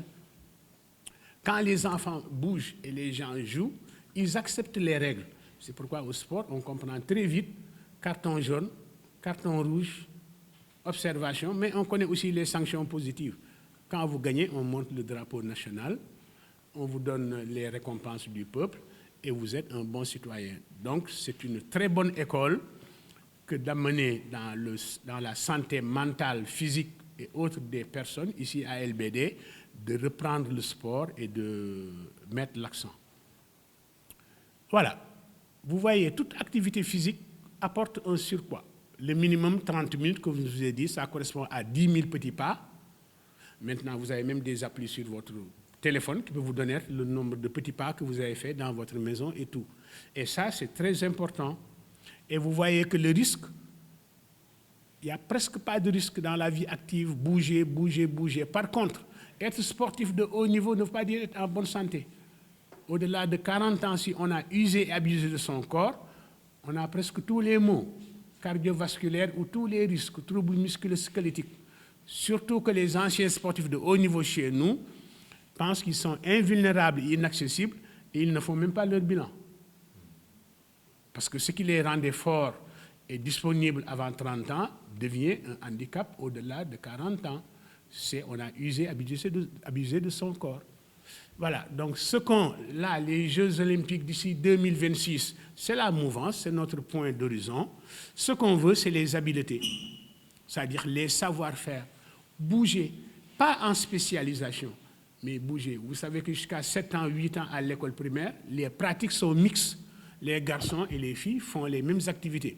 Et même parfois, les filles sont beaucoup plus fortes que les garçons. C'est plus tard, à la différenciation sexuelle, qu'on parle de filles et de garçons. Donc, on en profite pour faire la vaccination genre. C'est pourquoi le sport est très démocratique. Et les meilleures performances que nous avons obtenues au Sénégal, c'est chez les filles, que ce soit au basket, au karaté, au judo et tout. Au cumul, c'est les filles qui nous ont donné le plus grand nombre ou la plus grande satisfaction globale au sport. Parce que nous, on n'a pas de problème d'équité ou de genre. On sait comment c'est construit et où ça se dissocie. C'est pourquoi je tenais à vous le donner sur ce qu'on appelle croissance, développement et maturation. Si on dit croissance, c'est en relation avec les sciences biologiques. Si on dit maturation, c'est en relation avec le développement psychologique et social. Les deux font le développement. Et il y aura des timings et des tempos et des fenêtres favorables. C'est pourquoi, si vous voulez planifier votre vie et la vie de vos enfants, vous devez choisir les zones et les fenêtres sensibles que je vais vous montrer tout à l'heure. Hein? L'amorce soudaine de croissance. Voilà. Vous l'avez là. Vous voyez qu'au départ, jusqu'à 7 ans, 9 ans, 11 ans, là, vous voyez, garçons et filles, les deux courbes se superposent. C'est plus tard que les deux courbes sont dissociées. Et ça justifie les recommandations pour éviter les mariages précoces. Mais aussi, cette courbe-là, parfois, elle commence à se déplacer chez les filles vers la gauche. du fait de ce qu'on appelle les troubles métaboliques, les troubles hormonaux, les troubles endocriniens, dus aux produits qu'on rajoute sur les produits manufacturés. On a de plus en plus des filles qui voient leur premier aigle autour de 7, 8 ans, 9 ans, par les perturbateurs endocriniens. C'est pourquoi ce n'était pas neutre quand Mme Cheikh Bintou Seck vous a dit mangez le plus naturellement possible. Parce que dans les produits que vous mangez comme ça, emballés partout, il y a des conservateurs qui créent des troubles endocriniens, hein, les troubles. Nous, on s'en rend compte quand nous amenons les enfants en colonie de vacances. On voit des enfants qui voient le premier aigle très tôt. Et ça, il faut l'éviter. Voilà. Le sport aussi participe au tout, le développement physique, mental, cognitif, émotionnel, et améliore la compétence perçue. Et vous voyez un peu l'enfant actif, l'initiation, la formation de base. Là, on a toute la chaîne de valeur pour être actif jusqu'au plus haut niveau en préservant le capital santé. Parce que la santé, vous allez voir le capital santé à partir de 40 ans, là où la vie est belle, l'âge d'or, c'est là où vous voyez qu'est-ce que vous avez fait de votre jeunesse et de vos habitudes. Voilà, évitez l'inactivité. Quand vous restez au canapé, vous mangez trop gras, trop salé, trop sucré, vous ne sortez pas de chez vous, tout de suite, les muscles fondent, la capacité d'oxygène à fixer l'oxygène baisse, l'inactivité et le caractère, tout ça va faire un cercle vicieux. C'est pourquoi le professeur Gallo a terminé sa dernière diapo sur hygiène de vie, de la diéta, le juste équilibre entre tout ce qu'on rentre et tout ce qu'on dépense. Et là, vous avez ce qu'il faut retenir. Ça, c'est tout ce que vous pouvez changer dans votre corps et qui n'est lié qu'à votre comportement, à votre hygiène de vie, à votre éducation physique. Comme on disait, nit ku baax da ngay fiir ci sa bopp. C'est-à-dire il faut respecter son corps, hein, et xam sa bopp, man sa bopp, et ça donne kartan, qui entend, savoir supporter. Et vous le voyez, on montre Hercule qui porte le monde sur son dos, et la première vertèbre s'appelle Atlas. Le juste équilibre, voilà, quand les dépenses égales aux sorties, vous avez un juste équilibre. Sinon, c'est l'inverse, vous mangez trop gras et ça s'en va. Voilà. Les troubles musculo-squelettiques, le temps, oui. Donc, voilà. Les femmes ont tendance à stocker les graisses autour de la taille et les hommes autour du ventre. La graisse autour du ventre, c'est la plus morbide. Chez les femmes, c'est de la graisse brune. C'est vite brûlé avec les gestations. Chez l'homme, la graisse que vous voyez dans ce ventre-là, c'est la graisse que vous voyez dans le ventre du mouton. C'est ça qui donne le diabète, l'hypertension et tout. À poids égal, vous voyez que celui du sujet A est plus mince parce qu'il a moins de graisse. Donc, il faut dépasser seulement la forme parce qu'1 kilo de graisse occupe 5 fois plus de poids qu'1 kilo de muscle. Vous prenez votre taille sur votre poids et vous avez l'indice. Les qualités aussi de coordination qu'il faut respecter, savoir bouger, l'orientation, le rythme, la différenciation, l'équilibre. Donc l'activité physique, ce n'est pas seulement le sport. Et le sport, pour tout le monde, il est validé, il est accepté, que vous soyez président et tout, il faut accepter. En conclusion, le sport est un allié pour la santé et pour le système de santé. Il améliore la santé physique mentale, ses effets bénéfiques sont multiples. La prévention, faire tout pour ne pas tomber malade. Si on est malade, se soigner. Revenir au meilleur de la forme avant maladie, sinon stabiliser, éviter les rechutes. Donc la nécessité de la pratique d'activité physique doit figurer dans l'ordonnance médicale que maintenant nous recevons, Fat Bintou Seck, moi-même et autres, pour la qualité. Donc moins vite, moins haut, moins fort, mais plus longtemps. Voilà, ça c'est une sculpture que vous avez au musée du théâtre là-bas, qui montre un lutteur sénégalais fait par des sculpteurs qui sont là sur la corniche de Dakar. Et bon courage pour les études. Retenu qu'il faut beaucoup bouger, manger de manière saine et ça améliorera vos performances scolaires, notamment lors des examens et concours. On vous souhaite bonne chance. Merci. Président, qui est si rapide dans les réponses aux mails, qui nous a beaucoup soutenu. Merci, Madame la Présidente. C'est Promo qui vous remercie pour ça. Et c'est faire preuve de générosité, surtout en ce mois béni, en partageant ses connaissances. Et nous espérons que vous avez bu autant que possible de ces savoirs, de ces connaissances qui vous seront utiles dans les performances, dans vos performances scolaires. On retiendra 3 choses.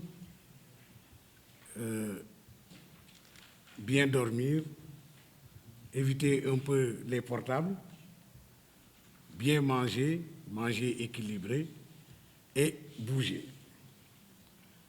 Je pense que si on peut avoir ça, on aura atteint pleinement nos objectifs auprès de nos élèves et de nos jeunes. Bien, nous avons prévu pour la suite 45 minutes de débat, si possible. Et sans tarder, nous allons donner la parole à l'assistance. S'il y a des questions, Madame la Présidente Aombo Kane est là pour modérer. Elle va prendre une liste et les conférenciers vont répondre à toutes vos questions. Nous avons 45 minutes pour ça. Ce que je voudrais peut-être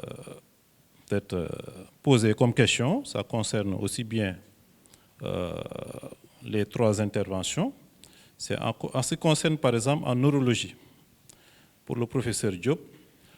Ici au lycée, on est souvent confronté à des problèmes de crise d'épilepsie. Hein? Voilà, des élèves qui, des fois, qui tombent en transe, et on aimerait bien savoir, enfin, est-ce que ce sont des crises épileptiques ou bien c'est la démence? Je ne sais pas si c'est les mêmes termes, les crises épileptiques ou la démence. Et qu'est-ce qu'il faut faire en cas de problème? Parce que des fois, les élèves peuvent être en classe, une fille, surtout les filles, ça arrive souvent aux filles, jusqu'à présent pas aux garçons, je ne sais pas pourquoi, mais uniquement les filles qui piquent des crises, des fois même après l'activité physique. Je ne sais pas quelle peut être la cause. La deuxième question, c'est pour le plan nutritionnel. Madame Bintou Sek, Cheikh Sek. Ici, pour quand les élèves sont à l'école, le plus souvent, la majeure partie des élèves, ils viennent sans manger. Ils viennent, ça dit que peut-être que c'est un peu compréhensible. À Dakar, bon, peut-être les embouteillages, il faut venir tôt pour ne pas être en retard. Mais le plus souvent, ils viennent sans manger. Et quand ils ont des fois activité physique en EPS, au terrain, vous savez, l'idée qu'ils ont, quand je dois faire EPS, je ne mange pas. Je mange après. Ils vous disent qu'après le sport, je préfère manger après l'activité physique. Alors que vous prenez, c'est plus bénéfique de manger avant.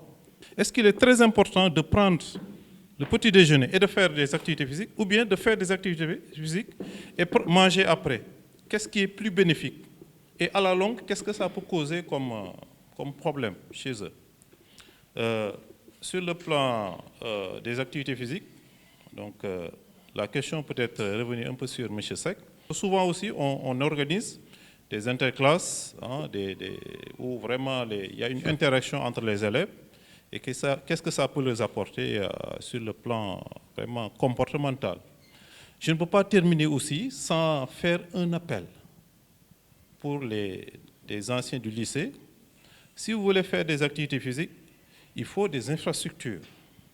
Nous avons un terrain de sport qui est là, très large. Hein, le terrain est là. Mais j'ai quelques collègues aussi à Blaise Diagne qui veulent faire des activités physiques. Mais le terrain n'est pas très fonctionnel. Comme je suis le coordonnateur, je préfère, comme vous êtes là, vous faire un appel si vous avez prévu quelque chose, ou bien à l'avenir, pour notre terrain, vraiment une petite réflexion pour que vraiment qu'on puisse pratiquer régulièrement des activités physiques. Je vous remercie. Comment allier, durant ces jours de Ramadan, les activités sportives, le temps de repos, de révision, une fois à la descente? L'autre question, c'est qu'est-ce que c'est que le bourgeonnement et comment se fait-elle? Oui, Mamoudou Oumar Kamara, journaliste au quotidien Le Soleil. Et je suis aussi également ancien élève du lycée. Quand j'étais là élève, il y avait Madame Doy, qui était assistante sociale ici. Et elle agrégeait un peu toutes ces questions-là et elle nous était vraiment très utile. Et malheureusement, elle est décédée, paix à son âme. Alors, c'est un plaidoyer que je fais souvent. Il faut le retour des assistantes sociales. Et c'est le cas dans beaucoup d'établissements scolaires et c'est vraiment dommage.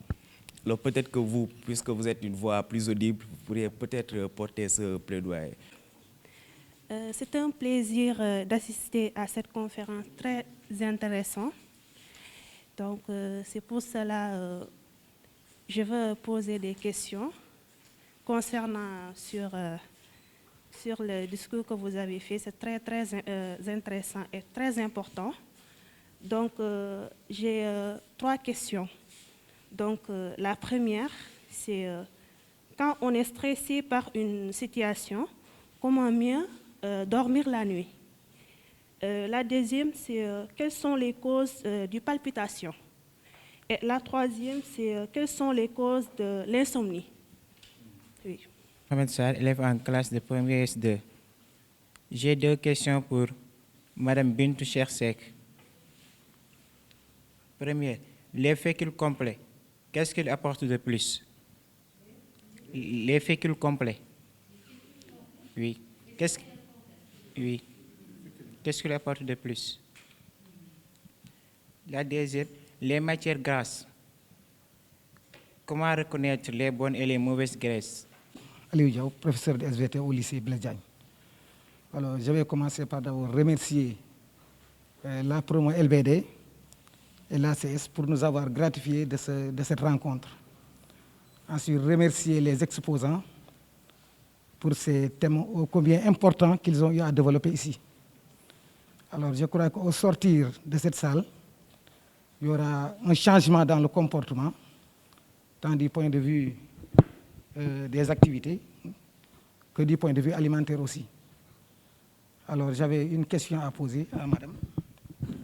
Vu le contexte de Ramadan que nous vivons, comment gérer notre alimentation, surtout entre le ndogo et le dîner là. Ensuite,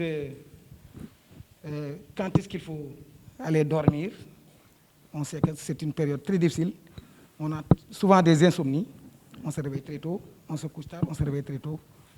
Alors, et les élèves, ils passent leur temps à dormir en classe. Hein. Et souvent, même nous, les professeurs, hein, on a sommeil. Comment gérer tout ça? Voilà, des conseils surtout. Pour améliorer notre rendement, je voulais poser la question, comment faire le juste équilibre entre les sports et études? Merci beaucoup. D'abord, par le professeur Diop, sur le cerveau, Madame Seck sur la nutrition et M. Seck aussi sur la nutrition. Je voulais d'abord remercier les participants pour leur exposé très clair. Et comme l'a dit tout à l'heure le coordinateur de SBT, je pense qu'au sortir de cette conférence, nous allons changer nos comportements. Effectivement, moi j'ai noté quand même une certaine relation entre les 3 thèmes. Le cerveau a besoin d'une alimentation équilibrée, mais également de l'activité physique. La nutrition va servir le cerveau pour son développement, mais également va servir l'activité physique pour pour les apports énergétiques. Et le sport va donc appuyer le cerveau au niveau des connexions et au niveau de son hygiène, mais également va aider la nutrition à brûler donc les condiments. Donc tous les trois thèmes sont liés. Et j'aimerais savoir quel est l'apport nutritionnel nécessaire pour une bonne santé en fonction de l'âge, du poids et du sexe. Il est évident qu'il ne faut pas faire du sport le ventre vide, il ne faut pas le faire à jeun, parce que de toute façon, quand on fait du sport à jeun, les muscles ne sont pas efficaces. Les muscles ont besoin de sucre pour travailler. Et donc, le meilleur aliment, probablement, à manger avant de faire du sport, c'est un fruit. Voilà. Prenez une banane, prenez n'importe quel fruit, j'en ai parlé. Et là, on a de l'énergie pour l'organisme. Et après le sport, on peut à ce moment-là prendre un petit déjeuner complet. Ce qu'on risque quand on fait du sport sans avoir rien mangé, c'est évidemment une hypoglycémie, c'est-à-dire une chute du taux de sucre, puisqu'on n'a pas mangé toute la nuit. Et ça peut être très dangereux pour la santé. Ça peut mener à évidemment des syncopes, etc. Alors, je passe à la question de Mohamed Sarr, qui demandait quelles étaient les valeurs nutritionnelles des céréales complètes. Donc, les céréales complètes sont les céréales qui comportent l'enveloppe de la céréale. Donc, ils n'ont pas été dénudés de cette enveloppe. Et l'avantage de ces céréales-là, que ce soit le riz complet, le mil complet, il y avait même des plats à base de mil complet à l'époque de mes grands-parents. Et le gros avantage, c'est que c'est dans cette enveloppe-là qu'il y a toutes les fibres de la céréale. Et c'est dans cette enveloppe-là également qu'il y a tous les nutriments les plus intéressants de la céréale, à part le sucre. Il y a les vitamines B, etc. Donc, il vaut mieux manger des céréales complètes que des céréales blanchies. Alors, les bonnes et les mauvaises graisses, ça, c'est une règle simple. Il faut limiter, il n'y a pas vraiment de bonnes ou mauvaises graisses, on a besoin de toutes les graisses, mais il faut limiter ce qu'on appelle les graisses saturées et qu'on va trouver dans les aliments d'origine animale. Donc, tout ce qui est viande, poisson, volaille, les œufs, la mayonnaise, le beurre, les crèmes, les produits laitiers sont riches en graisses saturées. Donc, il faut essayer de favoriser les matières grasses végétales qui contiennent moins de graisses saturées et donc qui sont meilleures pour la santé du cœur. Alors, il y a question de M. Aliou Diaw qui demandait comment manger pendant le ramadan. Alors là, je vais donner les 4 règles. Premièrement, il faut prendre le khud. Le khud, c'est le petit déjeuner, comme je l'ai montré. Ça ne doit pas être trop gras, ça va vous fatiguer en milieu de matinée, vous allez être endormi si vous mangez trop gras au khud. Ne mangez pas trop salé au khud parce que sinon vous allez avoir très soif très tôt.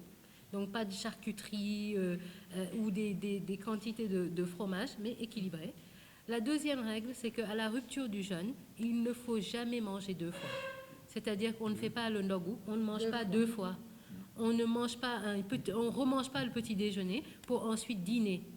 Non, quand on a jeûné toute la journée, on n'a fait que sauter un seul repas, le déjeuner, et un repas sauté ne se rattrape pas. Le corps s'adapte au repas qu'on a sauté, il ralentit, il se dépense moins. Donc à la rupture du jeûne, il attend un repas, c'est-à-dire le dîner. Donc on ne mange pas un sandwich pour attendre 1h du matin pour dîner, non. Et c'est là qu'on manque de sommeil après. Si on va se coucher très tard, on a mangé très lourd, et donc on dort mal parce que la digestion s'enclenche difficilement, et on dort mal, et ainsi de suite, c'est un cercle vicieux. Et troisième règle du ramadan, c'est que tout ce qu'on a dit là sur les aliments non indispensables qui sont trop riches en sucre, en gras, les boissons sucrées, les charcuteries, les pâtisseries, etc., il faut en manger très occasionnellement, voire pas du tout pendant le ramadan, et là on se porte très bien pendant le ramadan. Et je pense que c'était... Ah oui, la 4e règle, c'était... J'ai dit les 4e règles. Oui, c'est ça. Bon, oui, pardon, la 4e règle, c'est qu'il faut boire suffisamment. Donc, et justement, quand on ne boit pas, on évite de boire les boissons sucrées, les bissap et autres, là, on se met à boire assez d'eau pendant le ramadan. Donc, à partir de la rupture du khud, essayez de boire 2 verres d'eau. À partir de la rupture du jeûne, vous essayez de boire un demi-verre d'eau toutes les demi-heures, jusqu'au moment où vous allez vous coucher. Je vous garantis que si vous jeûnez comme ça, vous allez vous sentir en pleine forme. Vous allez être parmi les personnes là qu'on voit dans Narki Warn, parce que vous vous sentez bien. Et voilà. Alors le fondé, c'est tout à fait adapté pour le petit déjeuner, parce que c'est une céréale. Il faut le manger, pas trop sucré. On peut rajouter un produit laitier, c'est encore mieux. Le problème, je vais répondre à une question qui fait presque l'essentiel de ce que M. Madiop a dit. C'est concernant les filles. Ça, c'est d'expérience de directeur de collectivité éducative qui amène plus de 500 personnes en dehors du Sénégal. Je pense qu'il faut ici que vous fassiez le brouillard des activités et des accidents ou des malaises. Les filles sont très sensibles et elles l'expriment, si vous savez lire, le manque de toilettes décent et propre, le manque d'eau, le manque de serviettes hygiéniques, la chaleur, la période des examens et des grèves et une écoute. Donc je pense que l'assistante sociale et tout ça, peut-être que si chaque fois que vous avez un accident ou un incident, vous prenez toute l'année, si on se met ensemble, on peut voir certains éléments qui n'expliquent pas tout, mais qui peuvent être des attributions causales. Pour le sport et l'étude, être sportif de tous les jours, ça ne demande rien d'exceptionnel, c'est être actif. Aller à l'école, être actif à la maison et tout. Par contre, si vous voulez être un sportif, vous n'allez pas faire l'examen de non-contre-indication, où on vous demande, vous ne sentez rien et tout. À ce moment, le docteur, il fait une non-opposition. Une non-opposition n'est pas une autorisation. C'est apparemment, rien ne vous empêche de faire votre sport, faites-le. Si vous voulez être sportif de haut niveau, vous allez faire des explorations fonctionnelles, des tests d'aptitude, où l'on voit l'état de votre santé, de votre moteur et de vos organes. En dehors de ça, c'est le juste équilibre, manger sain, se dépenser sainement, être actif et surtout la dimension cachée, c'est la récupération. À l'entraînement, on ne développe rien, on stimule. C'est à la récupération que tout se développe, on l'a vu. Voilà, en Ramadan et activité physique sportive, il faut savoir que le jeûne du Ramadan, c'est environ 11 heures sur les 24 heures. Sur les 14 heures, 14 heures sur les 24. Il va falloir, si vous n'êtes pas sportif de haut niveau, diminuer l'activité physique, soit avant de commencer le Ramadan, soit à la fin. Et l'activité physique est paramétrée par la fréquence, l'intensité, le type d'exercice, le temps d'exercice et l'environnement, si c'est chaud et humide. Donc, il va falloir paramétrer comme n'importe quel médicament, parce que l'exercice physique est un médicament, avec un dosage, une spécialité, une fréquence, une intensité. Donc, allez faire votre ordonnance d'activité physique avec le médecin pour la non-contre-indication et avec un professionnel de l'éducation physique et du sport pour le bon dosage. Merci. Bon. Dans l'expérience qu'on a, en général, cette affaire-là, en moyenne, dure 3 heures de temps. C'est-à-dire, les exposés, on les cale en 1 heure sans trop de soucis. Mais dans l'expérience qu'on a, il y a au moins 2 heures de questions. Ça c'est classique. Bon, ça, c'est une première. On espère avoir d'autres sessions. On m'a rappelé qu'on avait fait ce type de conférence il y a environ 15 ans ici. Et je sais que parmi les gens qui étaient des élèves, il y en a qui sont devenus médecins et autres après notre conférence. Donc, c'est bon qu'on vous rencontre. Pour les crises, on n'a pas le temps de détailler, mais les crises que vous décrivez sont ce qu'on appelle, le professeur l'a dit, des crises d'hystérie. Donc, ce n'est pas quelque chose de grave. Hystérie, c'est ce qui a donné hystéro, c'est ce qui a trait à l'utérus. Okay? Donc, c'est vraiment une manifestation qu'on trouve plus spécifiquement chez les jeunes filles, parce qu'on n'a pas les mêmes prédispositions neuropsychologiques devant les émotions. Okay? Mais durant les crises d'épilepsie, il n'y a jamais de blessure. Okay? Parce que, bon, ce n'est pas volontaire sciemment, il y a un déclic et derrière, il y a probablement une souffrance non exprimée qu'il faut aller fouiller. C'est pour ça que le rôle de l'assistante sociale, voire du psychologue, est important dans les lycées. Et dès qu'il y en a une qui tombe par une sorte de mimétisme, mais involontaire, hein, on n'a pas toutes les explications, il y a une chaîne de crise qui se déclenche. Ce n'est pas grave, ce n'est pas dramatique. Faut-il encore être sûr que derrière ça, la base n'est pas une hypoglycémie. Okay? En effet, quand le dernier repas a été pris à 20h la veille et que le prochain est pris à 12h, c'est encore plus long que le ramadan. Okay? Et ce n'est pas bon du tout. Il faut vraiment qu'on réfléchisse à la nutrition des élèves dans les écoles publiques. C'est un drame national et continu. Ce n'est pas bon du tout. C'est complètement différent de la crise d'épilepsie, complètement différent. Là-bas, les formes sont diverses. On peut se blesser, on peut se noyer. Il y en a qui sont tombés sur du feu. Il y a une inconscience qui est totale. Le sujet ne peut pas raconter ce qu'il vit. Ce n'est pas de la démence. La démence, c'est vraiment de la pathologie psychiatrique ou de sa naissance. Mais que faire? Pousser toutes les choses qui pourraient être source de blessures, rassurer les gens, les coucher dans une position latérale de sécurité, leur donner quelque chose de sucré, parce que beaucoup sont liés à de l'hypoglycémie, et puis individuellement essayer de fouiller sur les soubassements familiaux, sociaux et autres, qui sont un peu le terrain fertile de ces manifestations. Le bourgeonnement, c'est comme chez les plantes et les fleurs, ça pousse. Les bouts des neurones poussent, c'est-à-dire ils se développent. Il y a une croissance. Okay? Et je l'ai dit, c'est ce qui fait la qualité d'un cerveau, c'est la capacité que les neurones ont entre eux d'établir des connexions. Et j'ai dit que c'est au cours du sommeil profond, okay, que ça se construit. Vraiment, le neurone qui avait peut-être 5 branches va en avoir une vingtaine et ça prolifère. Quand vous apprenez de quelque chose et que ça reste, c'est parce qu'il y a de nouveaux contacts physiques avec de la chimie derrière qui permet que la mémoire soit là. Donc c'est vraiment quelque chose de très, très, très important. C'est ce qu'on appelle la plasticité du cerveau, c'est-à-dire cette faculté de continuer à bourgeonner, à créer de nouveaux contacts pour retenir les choses qu'on apprend. Donc le repos nocturne est fondamental à le favoriser. Et au cours du sommeil, il y a une forte production d'hormones de croissance, okay, qui fait que ce phénomène-là est favorisé.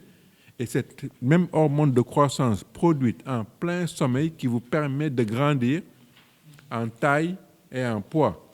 Il y a beaucoup de gens qui sont bloqués à une taille et à un poids. C'est parce qu'ils dorment très mal dans un environnement où il y a énormément de bruit. Okay? On s'en est rendu compte dans des études très sérieuses. Okay? Alors qu'un enfant qui dort bien, qui mange bien, a une croissance qui va dans une courbe exponentielle très efficace. Okay? Donc le repos est nécessaire. En fin de matinée, même si vous n'avez pas les conditions de faire une sieste, okay? Posez-vous quelque part, sans téléphone, sans ordinateur, sans bruit, fermez les yeux, faites une sorte de relaxation pendant 5-10 minutes, soit après vous avez l'impression d'être boosté. Okay? Il faut se poser. Il faut se poser. Les temps de récupération sont nécessaires. Toutes les 2 heures, monsieur le proviseur, monsieur les enseignants, toutes les 2 heures, il faut une pause. Toutes les 2 heures, maximum, il faut une pause. Pousser les gens à se lever, en profiter pour boire, en profiter pour vider les vessies. Je sais qu'il y a eu beaucoup d'améliorations grâce à LBD des WC, mais ça reste encore à faire. Toutes les 3-4 heures, une vessie doit être vidée. Vous devez boire régulièrement par petit volume. En ce moment-là, votre corps est bien hydraté. La question de l'art et de la culture, c'est fondamental. Vous vous rappelez de la première diapo où j'ai montré les poissons, les reptiles, les chats et autres, et l'homme. Vous avez vu que nous, on a un énorme lobe frontal. Okay? C'est le lobe frontal qui conditionne notre humanité en termes de comportement, en termes d'attitude, en termes de réflexion, le bien, le mal et autres. Et l'art, la culture, la religion, l'éducation familiale, la société, les valeurs développent justement ce lobe frontal. C'est ce qui fait que même quand on a envie de faire pipi là maintenant, on ne va pas le faire parce que c'est le lobe frontal bien éduqué qui le réprime. Ce n'est pas le cas chez le mouton qui n'a pas de culture, qui n'a pas l'art, qui n'a pas cette éducation et qui va faire pipi n'importe où, n'importe quand, qui vont se battre. Mais le lobe frontal de l'humain peut être utilisé à bon escient pour les bons comportements, de la créativité, de la réflexion, de la philosophie et autres. Mais il peut être utilisé à mal escient. Okay? C'est notre lobe frontal mal structuré ou déstructuré qui nous pousse aussi à faire des crimes, des viols, à mentir, à faire des choses délictuelles. Okay? Ce n'est pas parce qu'il est gros qu'il est forcément bon et performant. Stress et sommeil. Quand on est stressé, okay, donc quelle que soit la raison, ça peut être un stress physique lié à une maladie, okay, ça peut être un stress physique lié à une tristesse, un deuil, de l'anxiété et autres. On s'endort mal, ou bien on se réveille fréquemment au cours du sommeil, ou on se lève un peu plus tôt. Okay? Donc ça vient s'inclure dans les causes des insomnies, où il y a des causes endogènes de la maladie. Le simple fait d'avoir un prurit et de se gratter vous réveille, ou bien quand on a des douleurs articulaires, quand on a la fièvre, tout ce qui chauffe le corps empêche un bon sommeil. Tout ce qui abaisse la température du corps. C'est pour ça que des fois, il suffit de prendre un bon bain frais, de se mettre dans un environnement sans bruit, sans lumière pour favoriser le sommeil. Les autres causes de sommeil,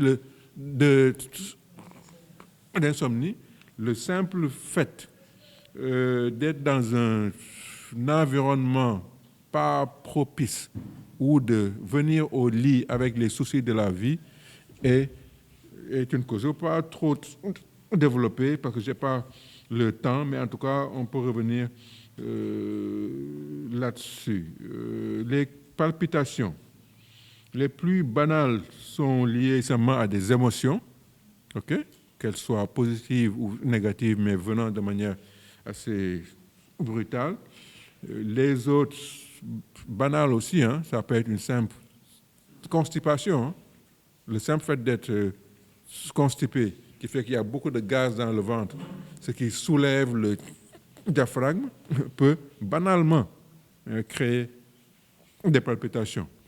Mais derrière ça, vous avez des maladies, soit liées aux hormones. Par exemple, le docteur Aombokan est spécialiste des maladies de la thyroïde, okay, qu'on trouve aussi beaucoup chez les femmes, où vous allez avoir ce genre de choses-là, ou bien des maladies du cœur. Donc voilà un peu moi ce que je pouvais dire en termes de réponse. Je voulais juste finir pour dire que, monsieur le proviseur, monsieur les membres de LBD, il faudrait qu'après cette première, qu'on puisse peut-être réfléchir à démarrer très tôt ce partage dès la classe de 6e pour les élèves. Il faut que très tôt, ils entendent ce qu'on vient de dire.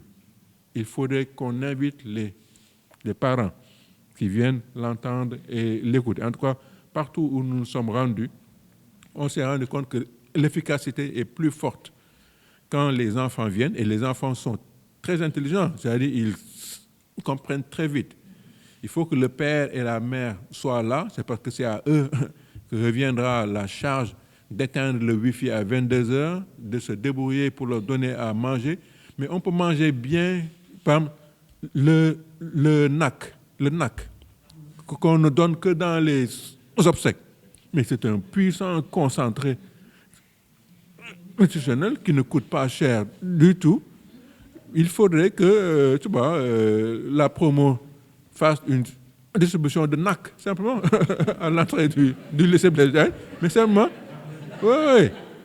Mais l'autre chose qui est banale et puissante et qu'on ne consomme que durant le ramadan, qui est un concentré de protéines, de sucre, d'énergie et de sels minéraux, ce sont les dattes.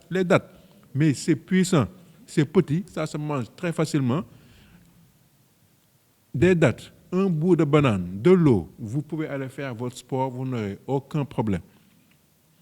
Dès la 6e, le secret du succès et des résultats du Prytanée militaire, dont je suis un produit imparfait. Hein. Vraiment, j'ai quitté la seconde, je ne vais pas rentrer dans les détails pour ne pas dévaloriser le truc. Mais c'est parce que c'est régulé. Là-bas, c'est réveil à 6 heures du matin. Sport obligatoire, ce qu'on appelle le décrassage. Douche obligatoire, même quand il fait 8 degrés au bord du fleuve. Petit déjeuner, donc c'est gratuit. On fait la queue, on va prendre son petit déjeuner. On va en classe, 10 heures pause, 12 heures, on va au resto. Après, sieste obligatoire. Oui, tout le monde est dans sa chambre. Vous dormez ou ne dormez pas, tout le monde est dans sa chambre. On retourne en classe, 18 heures, on arrête. Activité de loisirs ou ludiques obligatoire. Restaurant, 19 heures, on revient en salle de classe pour faire les devoirs et apprendre les leçons. 22 heures, tout le monde est au lit.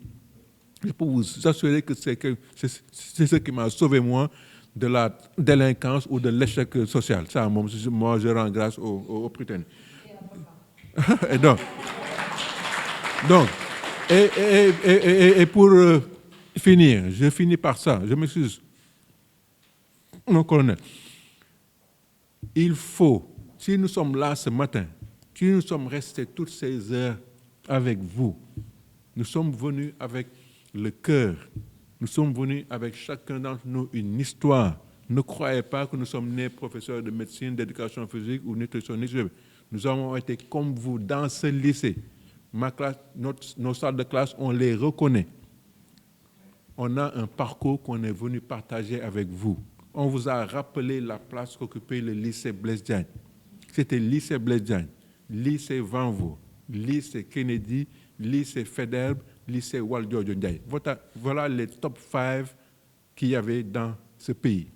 Nous sommes là pour que le lycée Blaise Diagne retrouve le nombre important de mentions au bac qu'il a mené chaque année. Nous sommes là pour que, dans les remises des prix du concours général, le lycée Blaise Diagne recontinue à être cité. C'est pour ça que nous sommes ici et nous vous invitons à faire sien ces objectifs-là et que dans 1 an, dans 2 ans, quand on reviendra ici, et dans 10 ans, ce sera vous, professeur de je ne sais quoi, en électromécanique, en je ne sais pas quoi, qui venez faire des conférences pour nos petits-enfants. Vraiment, si vous faites ça, notre matinée n'aura pas été perdue. Je vous remercie. Et comme l'a demandé le professeur Amadou Gallo Diop, ce film-là sera distribué sur une très grande échelle. Promo LBD veillera à ce que partout qu'on retrouve ce film et qu'on retienne, qu'on note ce que nous avons entendu, ce que nous avons eu la chance, nous, d'avoir entendu ce matin. Et vous pouvez être rassurés que nous ferons ce travail nécessaire. Il y a une question tout à l'heure qui a interpellé Promo LBD, c'est le terrain de sport. Nous sommes là, nous avons pris bonne note, monsieur le secrétaire général, je l'ai vu prendre note, et tout ce qui sera à notre possible, nous allons étudier cette question-là pour venir vous apporter une réponse. Je pense qu'on ne peut pas amener des conférenciers parler de l'activité physique alors que le terrain n'existe pas. Donc, vous pouvez être tranquille, le secrétaire général a pris bonne note. Alors, maintenant, nous allons clôturer notre séminaire débat, notre conférence débat, en donnant la parole au représentant de M. Pape Ablaye Seck, du docteur Pape Ablaye Seck, qui était le ministre de l'Agriculture et de l'Équipement rural et présentement ambassadeur du Sénégal en Italie. Monsieur le colonel Ba est membre de Promo LBD et il en est un vice-président. Et c'est à ce titre qu'il représente le président Pape Ablaye Seck. Clôture de cette réunion pédagogique de ce samedi. Plaisir de le faire au nom du président de notre association, son Excellence Pape Ablaye Seck. Remerciements à la présidente Mme Aombaou Kane, présidente de Action citoyenne pour la santé, ACS, initiatrice de cette activité, dont le thème santé mentale et physique en milieu scolaire,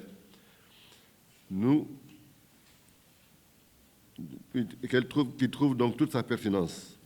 Activité à LBD, activité qui a été organisée à LBD en partenariat avec notre association Promo LBD. Félicitations aux éminents conférenciers qui nous ont livré des connaissances fort utiles pour vous, les apprenants. Même nous, du Présidium, je pense qu'on s'est également enrichis vu la variété des sujets développés. Félicitations et encouragements aux élèves de LBD qui ont eu la chance de profiter de leur savoir, de ces savoirs. J'espère que vous mettrez à profit ces nouvelles connaissances que vous ne manquerez pas de partager avec vos camarades qui ne pouvaient pas tous être ici. Pour terminer, je veux dire que cette activité qui vient de se dérouler avec bonheur vient s'ajouter à un ensemble d'activités plurielles et multidimensionnelles qui visent toutes à faire du LBD un lycée d'excellence. Tout à l'heure, là, mon camarade Diakhaté, qui est également vice-président, l'a rappelé. Le lycée Blaise Diagne s'est toujours distingué, à l'instar de quelques autres lycées que le professeur Gallo Diop, mon jeune frère, vient de citer. Vraiment, notre vœu, c'est que le lycée Blaise Diagne soit un lycée top niveau. Donc, je vous donc remercie tous pour votre attention et vous souhaite un excellent week-end en ce mois béni de Ramadan. Merci.